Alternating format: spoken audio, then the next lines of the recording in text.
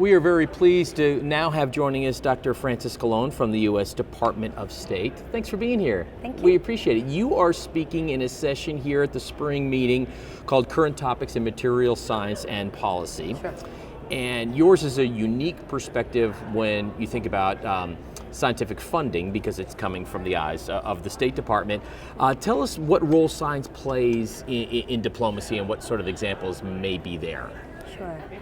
So from the perspective of the State Department, which is the agency that covers all of our international cooperation with countries from around the world on science, technology, and innovation, science diplomacy is that space between science policy and foreign policy where science can be used as a tool to bring countries closer together, but also to collaborate on some intractable challenges around the world, you name it, from climate change to health risk, et cetera. So that's what we're here to talk about today. I'm hoping to get more of the scientists present at this meeting interested in policy, interested in collaborating with us on some of those challenges, getting them to think about how to globalize their research that they do every day.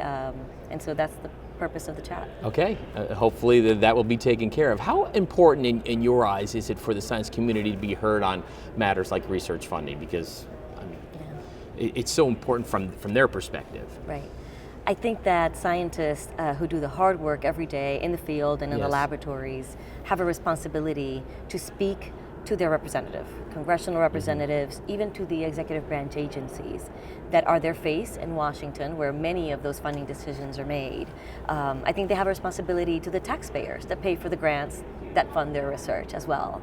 So I think the responsibility is communicating about their science, because taxpayers entrusted them to do the research that will bring the discoveries that will make everybody's lives better down the road. So communicating with their communities, but also communicating with the decision makers that use that information then to make better decisions. And so scientists have to be present and through scientific professional societies like MRS, but also in their local communities, and then getting involved broader in DC as well.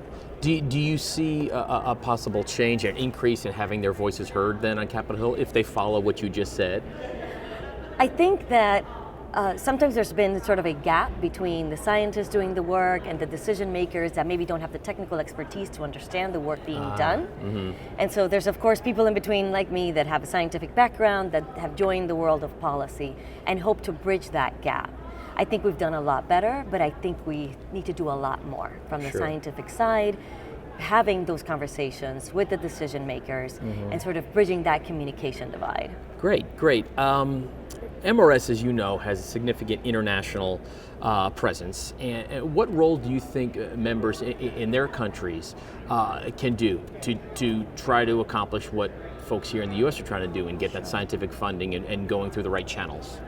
So I think that scientists around the world obviously have their own societies, their processes for talking to decision makers and how that information trickles up and back down.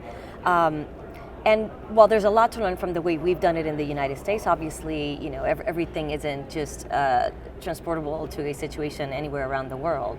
However, I think scientific professional societies have played an important role. So have National Academies of Sciences around the world in bringing that information together and serving as the bridge between the scientific community and decision makers. So I think getting involved with their scientific societies, getting involved with their national academies, and finding ways to communicate within their specific context. Very well said. Dr. Frances Colón, thank you so much for being here. We will enjoy your session.